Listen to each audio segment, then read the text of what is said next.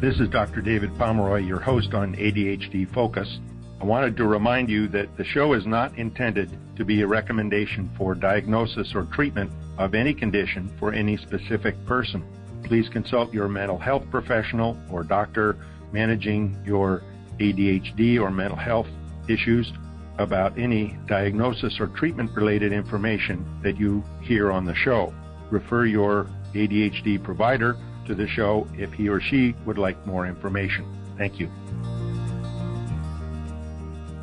Welcome, and I'm so glad you're all here today for what I think is going to be the first of two very special shows on emotions and ADHD and how they fit into your motivation being robbed or murdered, I guess.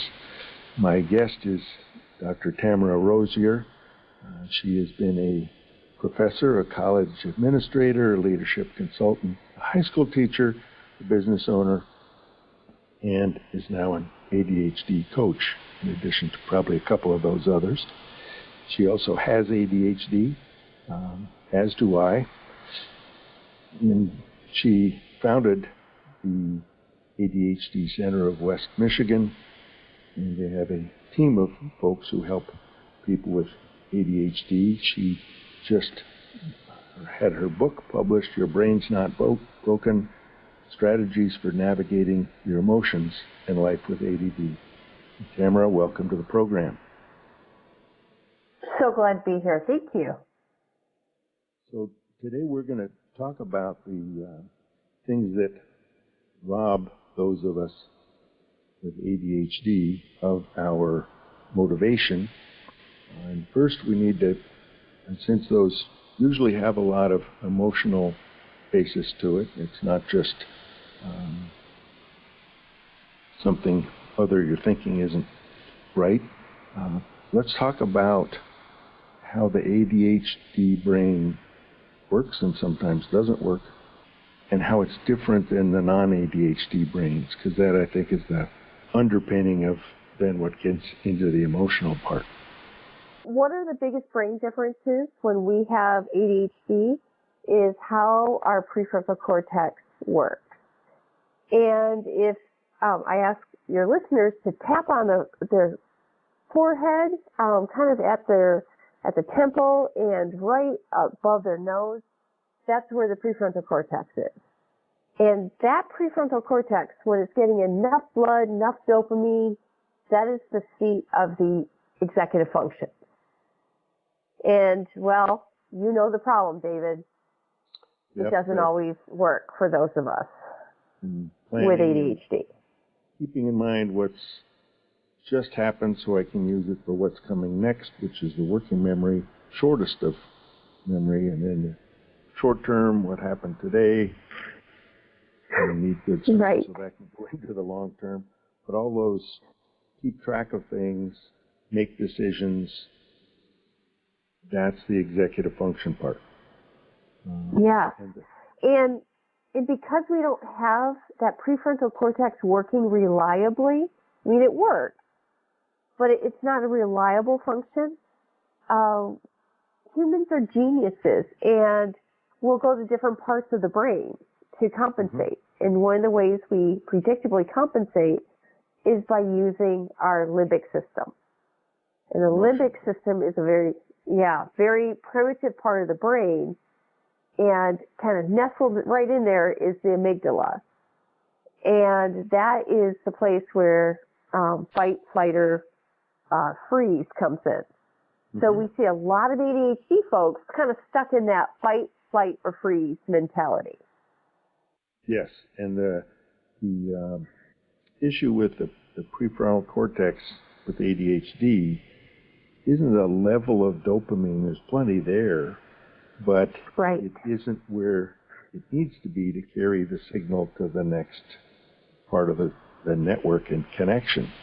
So signal comes down the nerve, dopamine gets released and bounces on some receptors, message keeps going, then the dopamine gets recycled back into the place it started so it can be used again.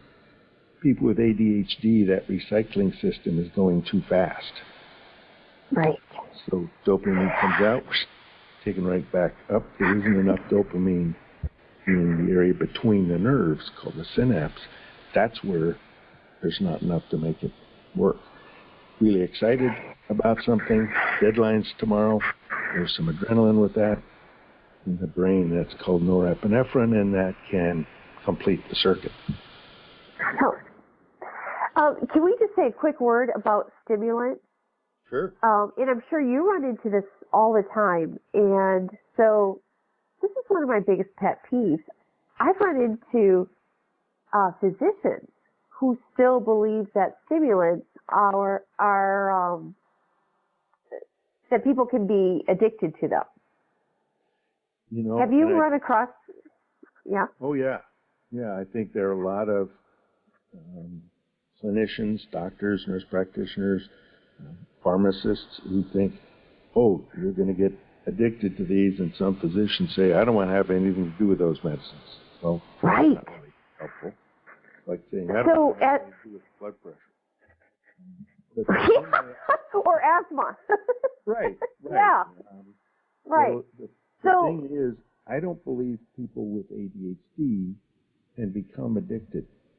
I've seen over 3,000 people in 15 years.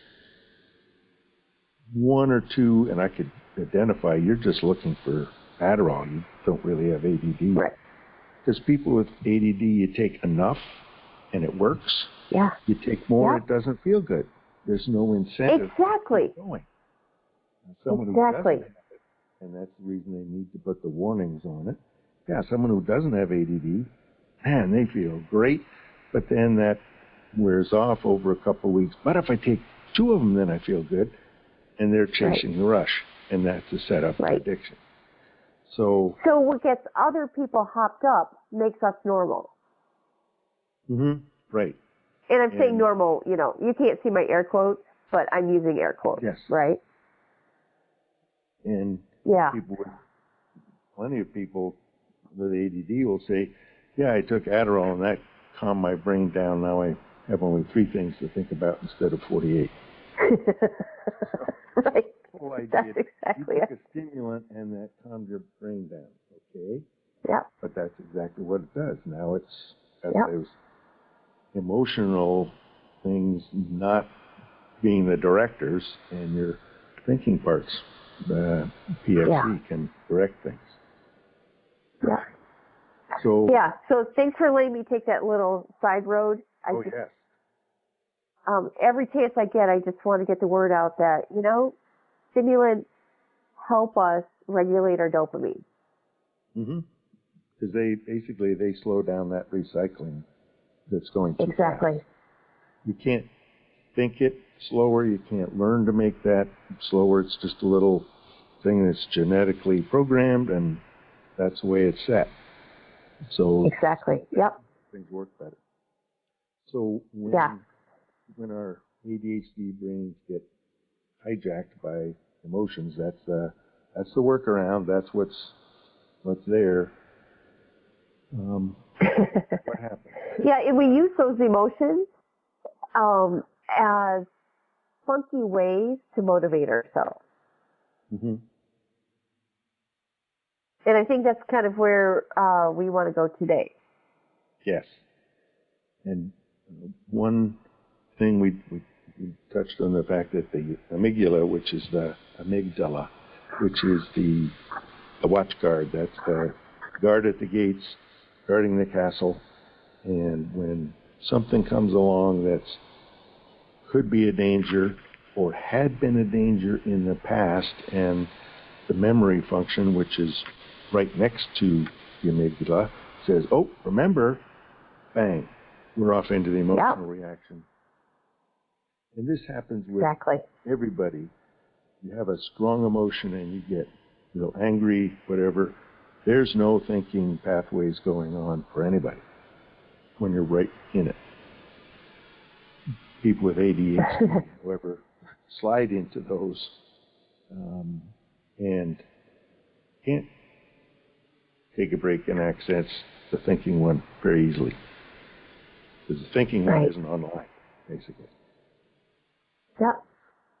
So what are the 6 emotional workarounds, I guess? Yeah. So in my book, I write about 6 murderers of motivation. And the reason I call them murderers is we actually think they're going to help us. And we try to access it because it's like accessing a shortcut. Mm-hmm. And we think it's going to help us get our jobs done. And so there's 6 of them, and I'll just rattle them off, and then we'll talk about 3 today. The first one is anxiety. Second one's avoidance. Third, procrastination. And then anger, shame, and then self-loathing. And so if you notice, the last 3 kind of get a little darker. The first 3, they don't, in our society, they're not as evil.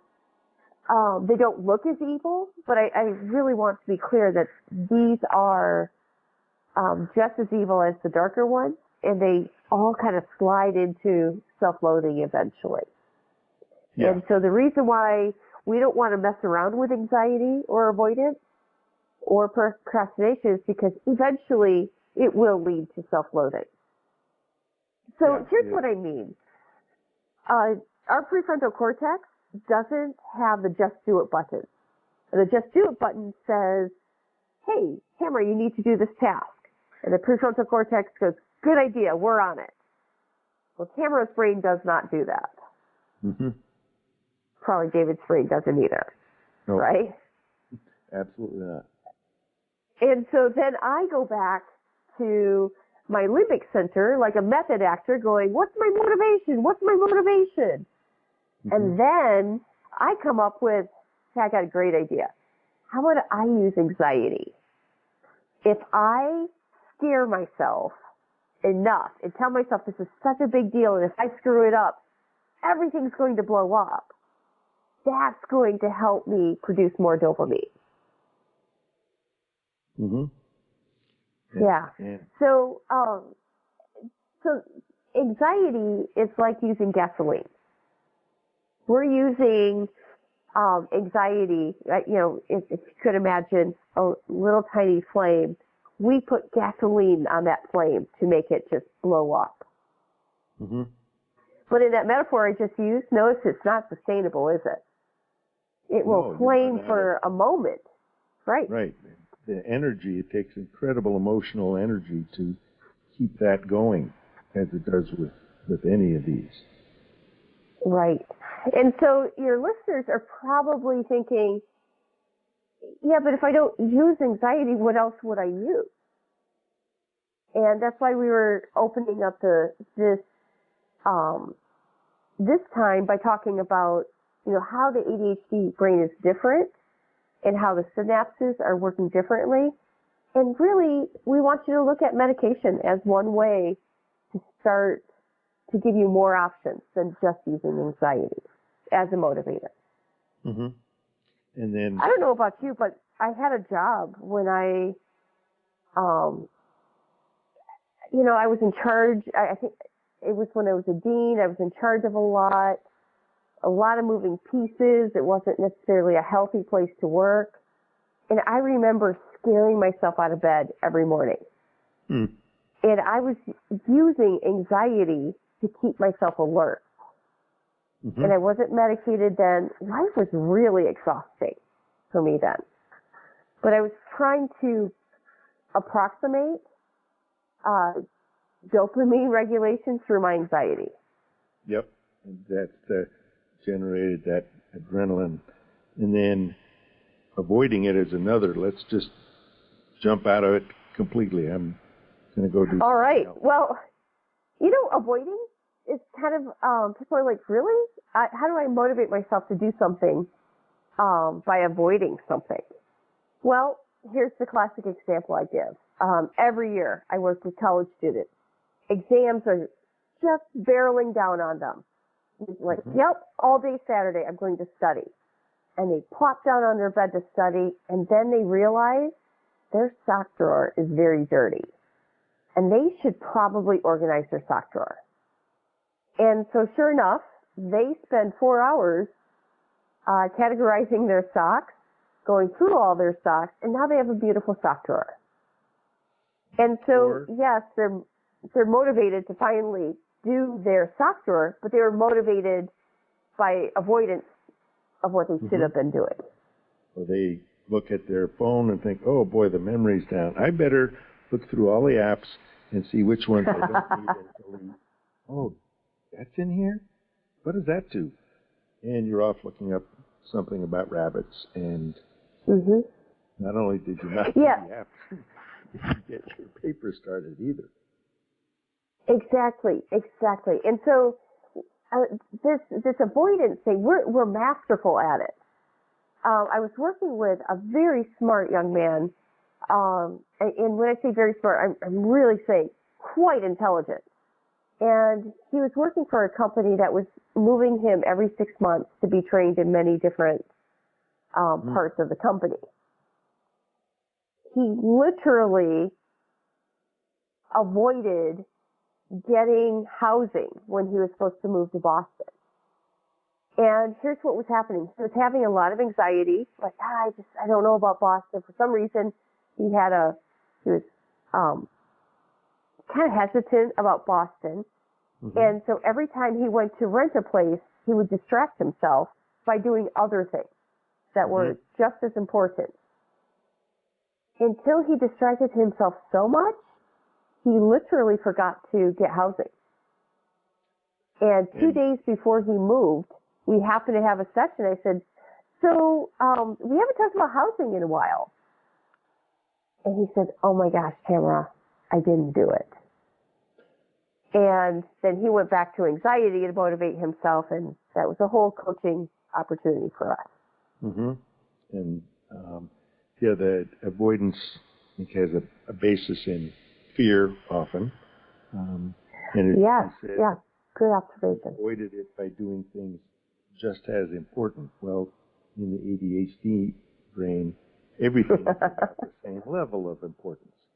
The sock drawer, starting the paper, finding housing, or managing to figure out what to have for dinner, or how to use the new phone you just got. And not putting it in perspective, which gets into the not planning and looking into the future. Right. It isn't working. So the next one, which is something, if someone says they don't procrastinate, I really have to wonder if they really have ADHD. I don't think they do. Well, yeah. The first multi-syllable word that I learned.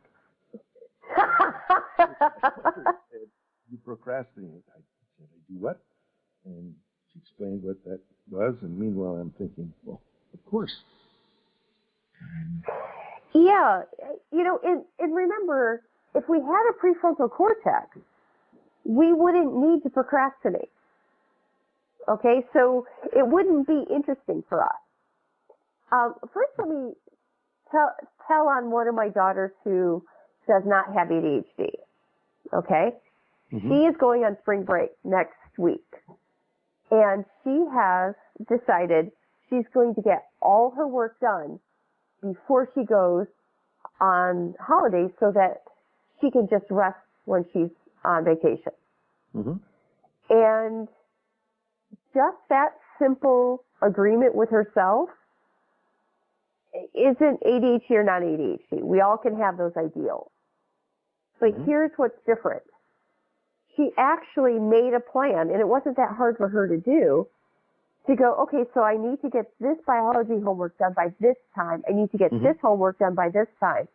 And she actually planned and charted everything out. And I listen to things like that, and I think two things. One, did I really give birth to her? Two, that's sorcery. How is she possibly thinking like that? Yes.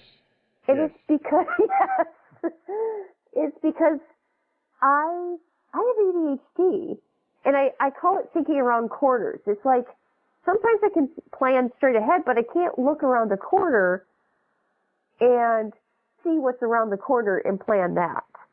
And she was not actually see the steering behind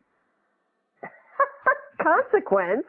Yes, that's another word that I learned young. Deal with it when it gets there. Right. A lot of us are smooth enough to call it just-in-time planning, just-in-time homework. And procrastination comes so naturally to us that we're actually kind of motivated and we get a little bit high from it. We get these little dopamine surges by pushing the clock. Yeah, and I think we're saying, so, I can pull this off. Exactly. Exactly. I was working with a client yesterday, a lovely, smart young lady. Her homework for a particular class was due at midnight on Wednesday. Do you know when she would start it? 10 o'clock on Wednesday. Yeah. And I said, so now walk me through, why aren't you starting it early? She says, well, it's not due till midnight. And she said it so, duh, Tamara, come on, you should know this. And she wasn't even catching that she was procrastinating. Right. And she was motivating herself with a small window of time. And get that, okay, now I really have to do it. And so, bang, now I'm under the gun, and people say, yeah, I work better under pressure. Yes, you've convinced yourself because you actually do, because that really gets your adrenaline going, and bang, focus on it. I've got a theory on this with the procrastination, in that when, of course, we started with our ADHD brains were there when we were 3, and you could get away with it, and it would get done, usually. And, okay, in 4th grade, you had to do this paper or do whatever. You could usually pull it off. You can't pull off doing a term paper the night before when you had to read 2 books and put those together. That isn't going to work at that level. Right. Yeah, procrastination fails us as complexity increases. So then let's touch base on the malignant ones, the more evil ones. We've got anger, and boy, that's a big one. Yeah. Have you seen patients who motivate themselves with anger?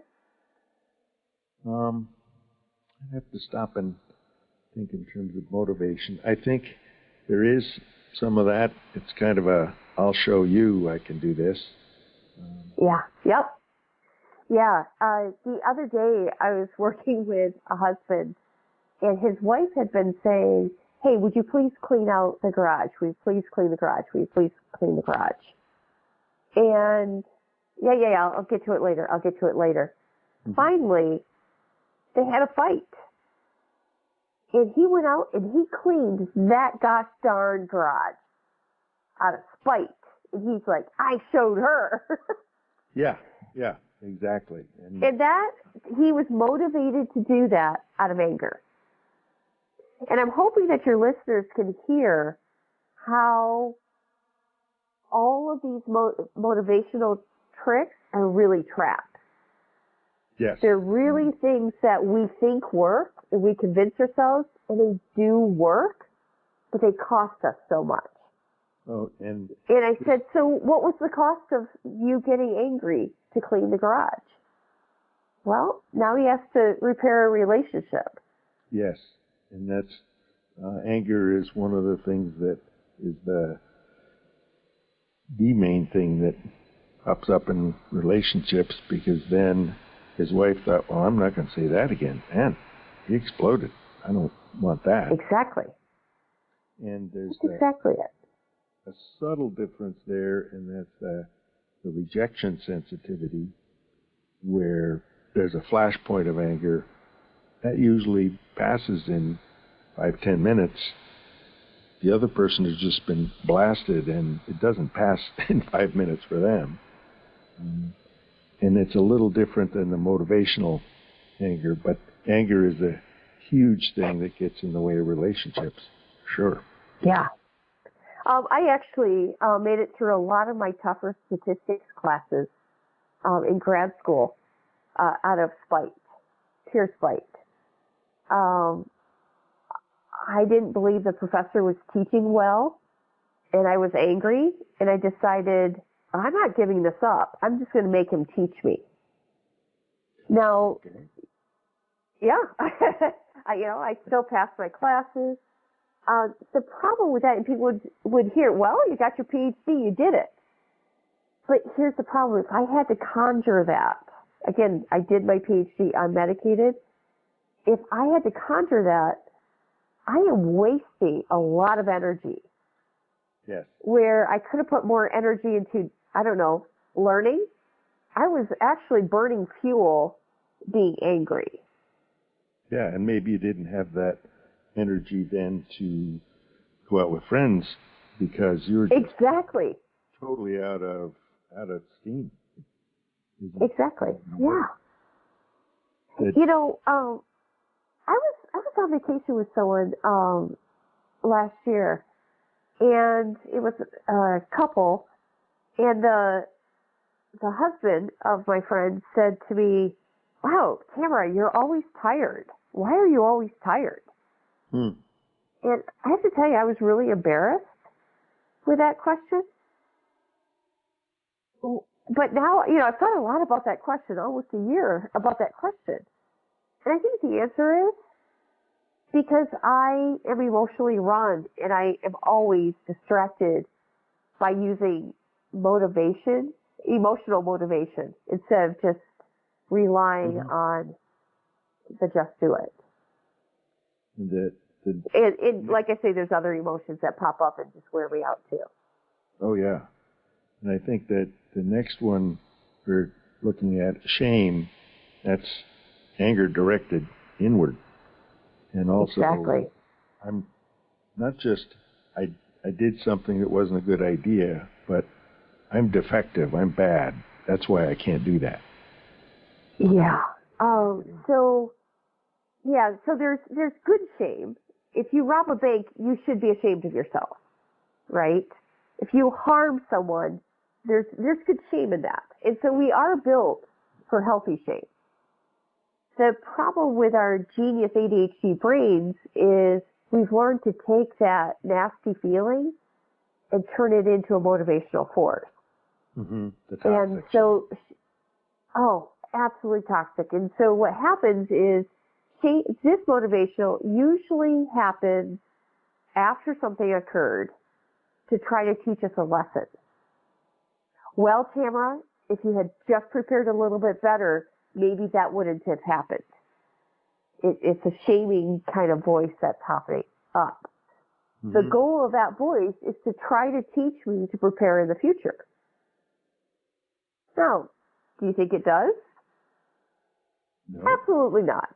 No, because there's only two kinds of time with ADD or ADHD, whichever, now and not now. Well, the future isn't now.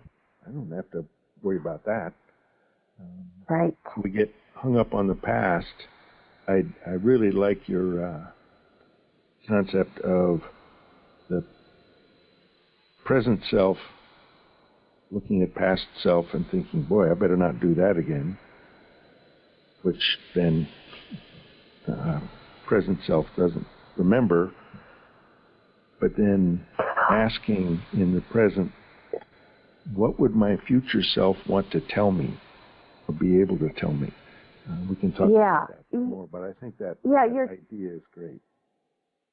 Yeah, you're talking about kind of what I use with clients to interrupt the shame cycle is to be kind to yourself in the present, to go, okay, past self, you know what? You guys kind of screwed us over because it's true. If you would have prepared more, we would have been here. Okay, but you know what? We forgive you. Future self, how can I hook you up tomorrow? Like, what can I do to help you tomorrow? And so taking the three images of ourselves and learning to be compassionate on the past self and learning to really go, what would help future Tamara tomorrow morning? And Sometimes I am just so delighted with past Tamara when she helps future Tamara. I am just so proud of them. And usually I have to tell someone in my family about it. Like, you want to know what past Tamara did that was so helpful? Past Tamara did this. Now, I still have ADHD. So sometimes future Tamara forgets that past Tamara was trying to help her. We have to forgive future Tamara for being ADHD too, right? And that's why literally I will leave notes to my future self. Hey, here's what you need to do. And so instead of trying to shame ourselves into doing better, if you could use the three kind of parts of yourself approach to talk to the three different parts, a lot of times we can get out of that shame cycle easier. And by the way, the shame is trying to speak to all three at once.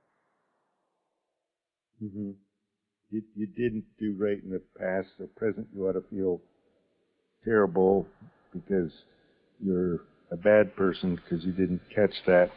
In future, you better watch out or you're going to feel that too. That's exactly it. Yes.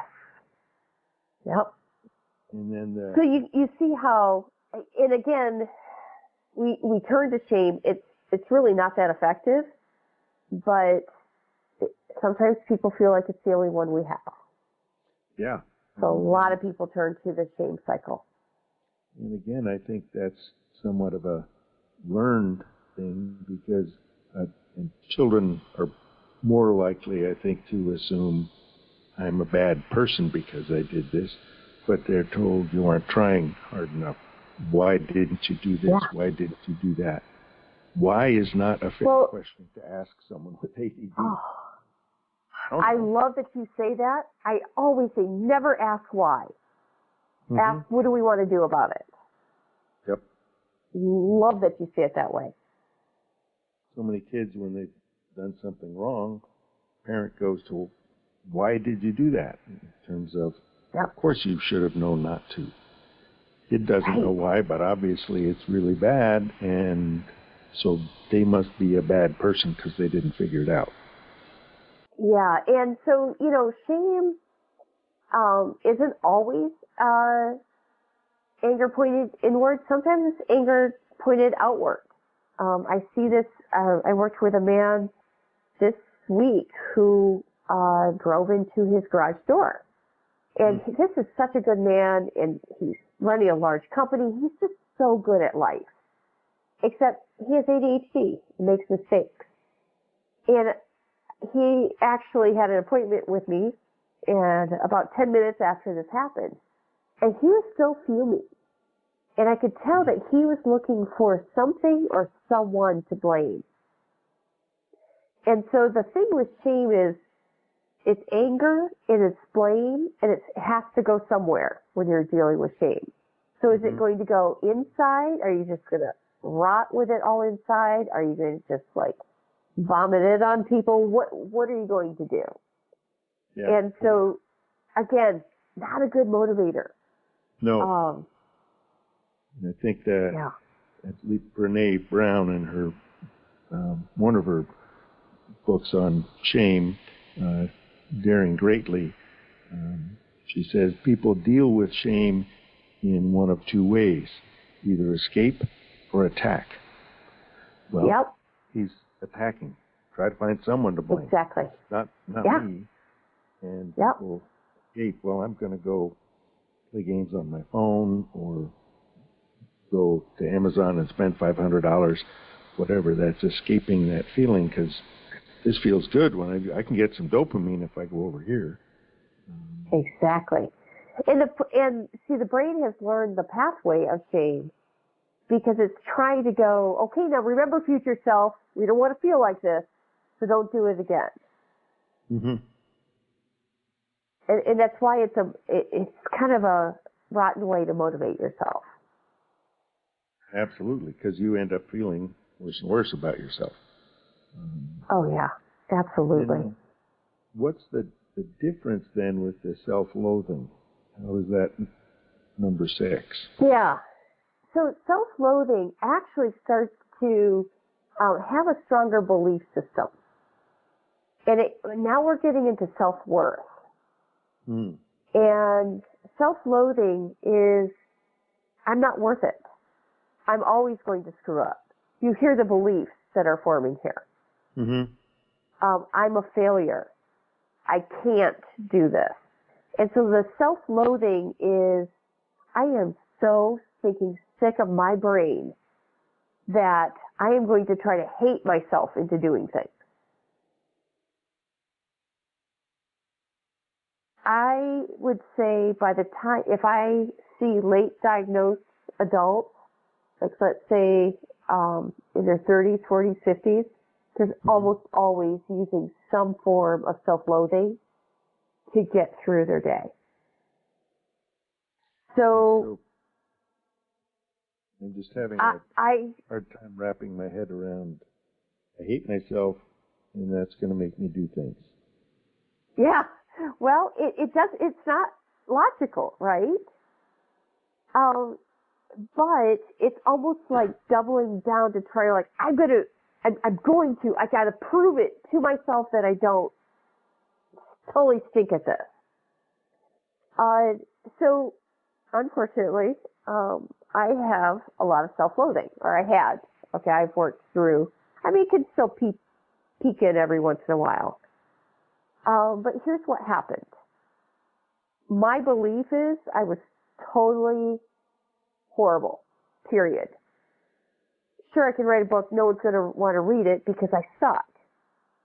And then I would push against that belief that I created and go, okay, but what if I can? And so I'm kind of creating an opposition in my head to work against. Okay. But the self-loathing belief is so pervasive, it's exhausting. Oh, yeah. And that's where, so, and when I hear people say, I can't put my phone down to go to bed. Well, yes, you can. You convince yourself that you can't. And then you aren't getting sleep. So, of course, you run out of energy and you're on edge and angry and your memory doesn't work. But that's because you haven't gotten enough sleep. Right. So here's how my self-loathing, and again, I want your listeners to know I've walked this path, but I've done a lot of work. Okay, so as I'm talking, this isn't current Tamara talking, but this is once upon a time Tamara. So once upon a time, Tamara had such a self-critical, self-loathing voice that I literally gave it a name. Critical Kelvin. And I imagined that he would just hop up, he's a little monkey, hops up on my shoulder and just starts whispering the worst things in my head. And you're going to fail. And it's almost like it gave me a nemesis to fight against. But inside I was worried that Kelvin was right. That critical Kelvin's voice was so much there that I had to fight against him. No, I fought against him. I have clients who just finally give up with their critical Kelvin. And they're like, you're right, I just won't even do it. Yeah. And that's where, again, that voice was created by us, intended to like motivate us, again, air quotes, right? To motivate us, and yet it backfired in this really unhealthy and sad way. Yes, and I think then that goes into what is real common with people with ADD is depression. I can't get a way out of that. I'm feeling hopeless and helpless about it. And the anxiety is apart from one of the other mechanisms, but it's also anxiety. I'm going to end up in that situation. Here I am. I didn't do it before. I'm not going to be able to do it now, but I got to pass this test. And off into anxiety. I think this little guy was maybe 8 years old, and he was mortified that he hadn't done well on the math test. He wasn't going to get into a good college, and he'd be stuck in a low-paying job. I'm thinking, dude, you're anxious so far into the future. Let's pull back to what you can do about your math test. But that anxiety was already there. And sure, I think generalized anxiety disorder, a full-blown disorder on its own, has some genetic basis probably. So it's real common. 40% of people with ADHD have some element of anxiety. That's a distinct thing to address. They don't all have the full generalized part. Well, but the anxiety, and remember, a lot of different things that make it show up that way. Yeah, and remember, most of us are using the anxiety to try to rev up our brains, to motivate ourselves. And so, it's interesting that you bring up depression because it's common. I see in my clients, I call it ADHD depression because it's not clinical depression. It's what happens when we've run through all these tools, all these malicious motivators, and we're just tired.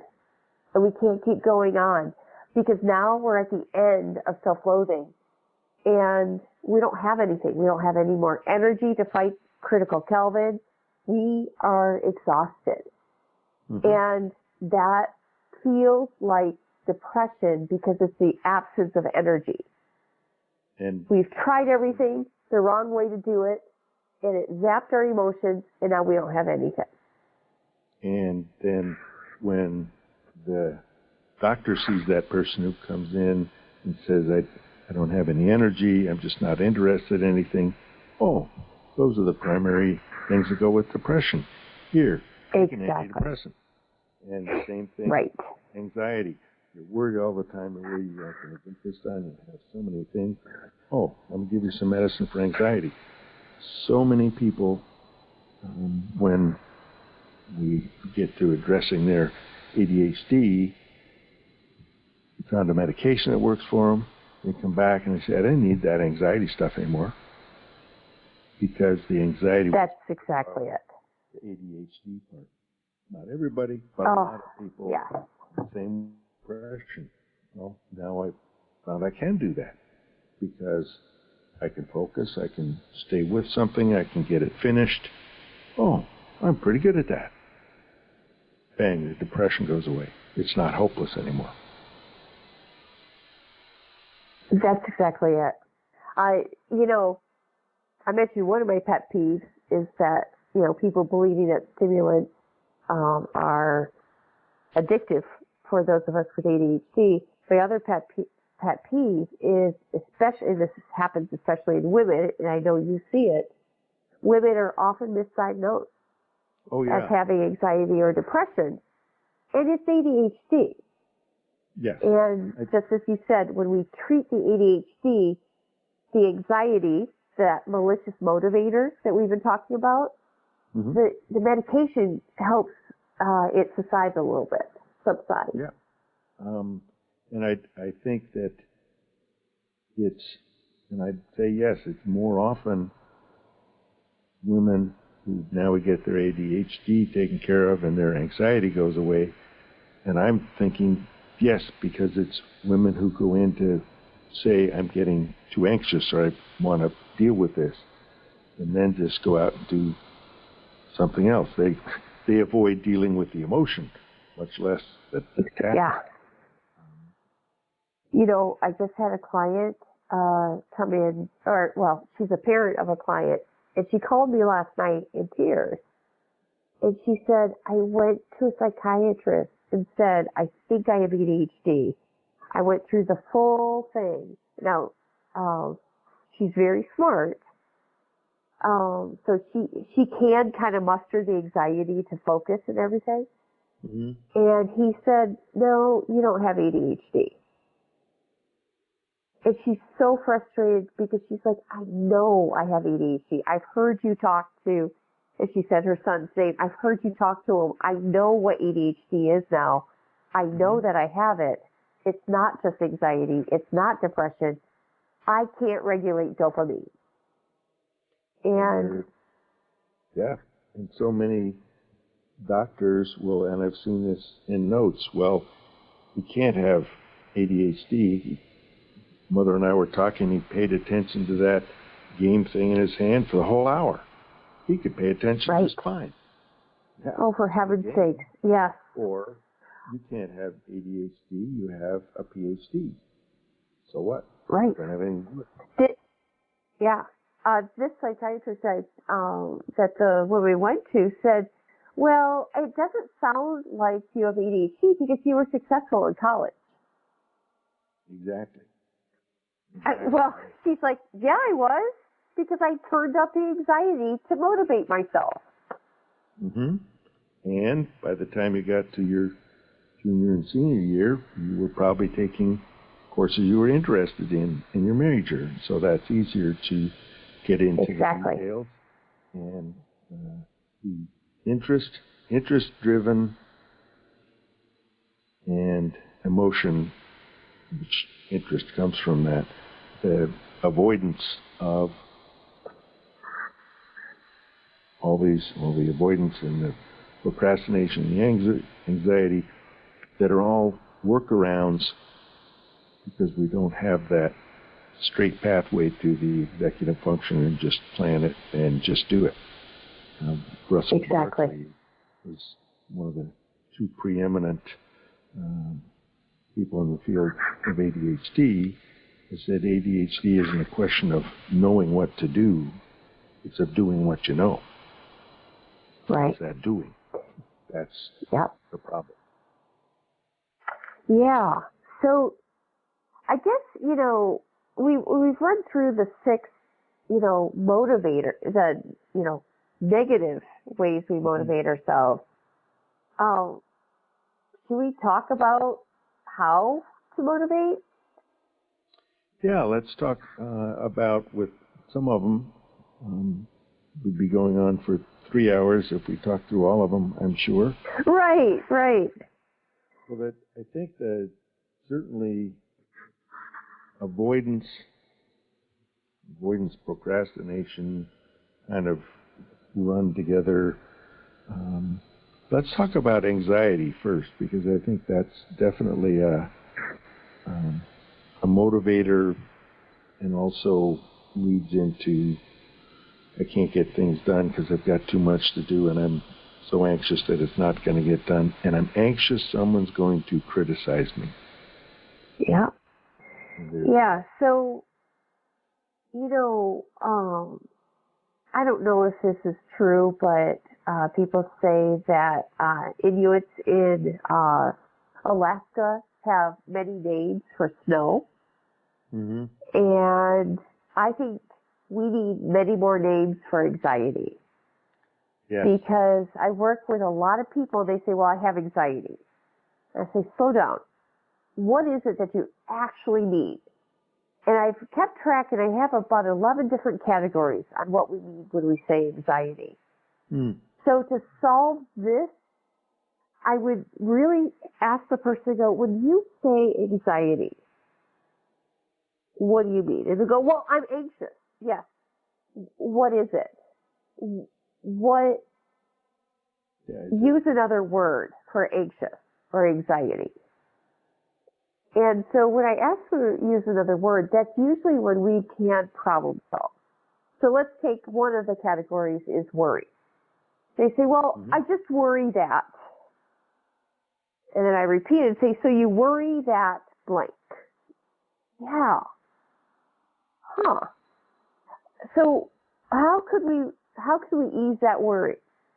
Is that a realistic worry? Well, yeah, I could fail. Or, I worry that I'll fail. Yeah, I could fail. Okay, what happens if you fail? And we kind of talk through that avenue. Will the world end? Will you end up living under a bridge? Like, what will actually happen if you fail this? And helping the brain see what the different outcomes are actually possible slows down the brain where maybe I don't have to use anxiety or worry in that moment. So one of the strategies for anxiety is to really try to insert a different word and go, this is what I'm feeling, and trying to slow down and resolve that feeling. Mm-hmm. And one of the the medical definition of anxiety, that's kind of the free-floating, this is a generalized anxiety disorder, is a fear of impending doom. Yeah. No matter how well things are going, something bad's going to happen. Yeah. Which is different than I'm worried about this, or I feel nervous when I go into a test, or I'm scared about it. Exactly. Right. Those are usual, oftentimes specific situations, rather Yeah, than and nebulous. I would like to just put out a word to the parents listening. Please don't name your kids' worry anxiety. Yes. We don't have to have kids owning the word anxiety as early as they are. And so if you're sensing that parents love their kids. They want the best for their kids. And sometimes parents actually project their anxiety onto their kids. Mm-hmm. And usually if I'm working with a highly anxious child, there's a highly anxious parent. Absolutely. Right? So don't, it's really sad when parents come in and go, well, I need you to work with him on his anxiety. Well, there's already a couple problems there now. He doesn't understand it's an emotional tool meant to help him, like he's meaning for it to help him perform. And now he's trying to, you're saying this is bad, and this is all confusing to him. And it's his anxiety. It's something he has. So I literally have a stack of cards for different synonyms for anxiety. And we go through them, and I'm like, do you feel jittery? Do you feel concerned? Do you feel dread? And so we go through the stack and choose the cards, and we talk through those things. And I say, okay, so if that's that, those, like, let's say you're dreading this because you just know taking this big long test is not going to be fun. Is that a good way to tell our brain to prepare for the test? That's not a good way to motivate ourselves. So how do we shift that to something that is more motivating? Mm-hmm. I was doing this exercise with a little guy who's about 9 years old already, kind of paralyzed, like you said, your little guy in your office. And I said, so that doesn't sound like we're talking to the brain, like telling, like, oh, I'm dreading it. And his eyes lit up. He goes, what if I say, as soon as you're done with a test, you can go to lunch and you get 2 ice cream sandwiches? And I'm like, hey, buddy, I think we're on to something there. I'll ask your mom to make sure you can have 2 that day. Mm-hmm. But all of a sudden, he learned how to motivate himself by, if I do this, then I can get this. Mm-hmm. And that if-then is a great way to help with the anxiety. Oh. Or when. Right. When I walk into the classroom, then I'm going to turn in my homework. Bingo, that Right. took care of all the anxiety of now what do I tell mom because I forgot to turn it in. Right. So instead of, but we have to go back and we have to kind of break down the anxiety, because if we keep using this big monster of a word called anxiety, we're never going to really understand what we're saying. Mm-hmm. So it started with this little guy when he realized, I'm dreading it. I don't like this. I don't want to take the test. Mm-hmm. Right? It was dread. It wasn't anxiety. Mm-hmm. Yeah, exactly. It wasn't a fear that he was going to flunk out of college because he didn't do well on his spelling test in 2nd grade. Right. That's exactly it. By the way, my daughter had a similar thing happen to her. She was upset because in 2nd grade she didn't know which college she wanted to go to. And she was very wrought around that. So, so that's one of the techniques. Try to find the synonyms that you really need for the word anxiety, and then create this if-then kind of statement in your head. Avoidance is a harder one to trick because usually avoidance, we're teasing ourselves that we're actually getting something else done. Look at my sock drawer. It's all beautiful. And, with one client, I would say to her, don't send me a picture of your sock drawer. I need a picture of your assignment. Mm-hmm. Yeah, I'm getting something done, and people will tell me. I know I got these 4 tasks done. Yes, I folded the laundry. I opened the mail. I put the bills in this pile.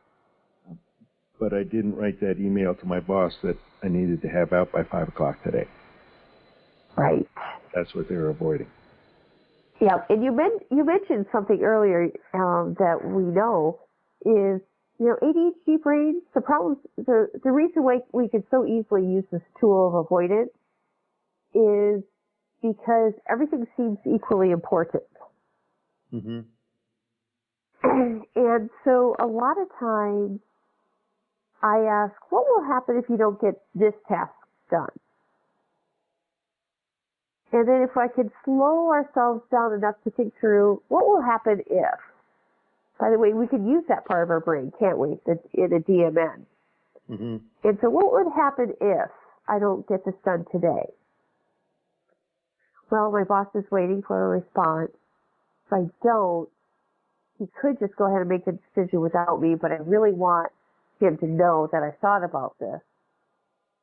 And then usually once we can start the what-if process, it kind of helps people actually do the thing. The other problem that I see is many of our fellow ADHDers don't know how to sequence. Oh, yeah. Sequencing, that's one of those executive function areas that doesn't work. And so it's amazing. I was working with a math major from U of M, a very smart young man, right? Math. You would assume he could sequence.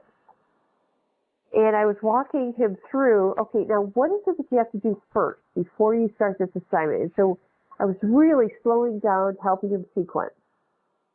And then I said to him, what we just did was called sequencing, and ADHD people aren't good at it. And then I put myself on mute. We were working over the phone that day. And I'm so glad I was on mute because I literally laughed out loud at the next thing he said. He went, what? How come no one ever taught me this? And I'm glad I didn't laugh directly at him because it was a moment of learning for him. But, the truth is people were trying to teach him that since kindergarten, perhaps even preschool. And I just but the ADHD brain's so bad at it. Yeah, and it's a function that other people have, and so many times people assume, well, I can do this. I have a brain. You have a brain, so you can do it. No. Exactly. Yeah. There are different brains. I mean, I have hair and you have hair. That doesn't mean I can think mine into blonde hair. It isn't going to right. work. Now, one of the things you just said on the sequencing, well, in order to do that, you have to look at, okay, what are the steps? Then you can put them in order. And so many things say rather glibly, yeah, you have a big task and it seems like too much. Just break it into parts and do a smaller amount. Okay? And someone the other day said, but I don't know how to break it into parts. I don't know which part to start first. That's that sequencing. Yep. So help in and that's just helping to be able to break it into parts. Exactly. And if you do have parents listening, you can help your child just by slowing it down and just asking sequencing questions. What do you think comes first? What do you think comes second? And knowing that we're going to mess it up. I literally have a notebook that I carry around that helps me sequence my activities. And, if you read my notebook, it looks like just a crazy lady writes it in it. Because there'll be scribbles like, nope, this comes first, and there'll be arrows. Mm-hmm. And oh, yeah. I have to figure out how to get things started. Mm-hmm. Well, I think a lot of people with ADD, you need to have a task list. They write all these tasks down. And I think the question you talked about a minute ago was, okay, what if I don't get this done today? That's going to be a way to pick out, these 3 need to be on top. Because bad stuff's going to happen if I don't get them done. But the ADHD brain doesn't think of that. Planning, consequence, that's later. It's not now, it's later. Right. And that's where slowing down to think about it and say, okay, and ask that question, consciously ask that. And we need to come to a close on this couple chapters, and pick up our conversation another time. I think there have been a lot of wonderful tips in terms of how to deal with some of these things that come up for all of us with ADHD, particularly ones that I'm thinking are helpful, the present self asking what future self would like to have had happen. How can present self be nice to future self? And acknowledge past self. Yep, well, we can do better. Fine, it didn't work that time. And with the tasks, what would happen if you didn't get this done? And then that breaking things down into steps, and maybe it's looking at what are the separate tasks that you have to have your pen and paper, and you have to make sure your computer's charged up, and you have the charge cord for your phone. All those little parts that then now you can start your first sentence or start in the middle of a paper. I always wrote the introduction later because I didn't know what I was going to talk about until I had it written down. Then I could go back and introduce it. My guest today has been Dr. Tamara Rosier. Her book that just got published is Your Brain's Not Broken, Strategies for Navigating Your Emotions in Life with ADHD, which is a wonderful run-through and a delightful personal and informal writing style. I think it's a great book for all of us with ADHD, and Dr. Rosier and I will continue our conversation at another time, and you will get another sequence of shows from us. Tamara, so glad that you could make time in your busy schedule to be able to talk. It's been a pleasure. Anytime. I love the work you do, and just keep doing the good work. Thank you. This is Dr. David Pomeroy, your host on ADHD Focus. Hope you have enjoyed and learned from what we've talked about, and we'll talk again soon.